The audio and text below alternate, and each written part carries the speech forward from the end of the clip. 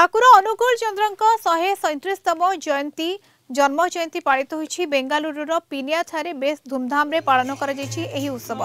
पिनिया सत्संग विहार पक्षरु गुरु भाई माने एकत्रित होई उत्सव को पालन करिथिले। सकाळु उषा कीर्तन, प्रार्थना, भजन कीर्तन, सत्संग परे मातृ सम्मेलन अनुष्ठित होइथिला। कार्यक्रम रे बेंगालुरु पिनिया एवं कामाख्या पड़िया समेत स्थानीय अंचल पाखापाखि 1000 रु अधिक गुरु भाई माने जोग देथिले। मध्याह्न समस्त प्रसाद सेवनर व्यवस्था करा जायतिला। आमे जो पालन करथुल बहुत छोट आकार पालन होइतिला। आज डेट रे कम से कम 500 गुरु भाई को एकत्रित अछि। आज सत्संग रे बहुत भलो भजन कीर्तन भी हला, जाजन भी भलो हला। श्री ठाकुर कृपा सबू गुरु भाई माने भल अच्छा।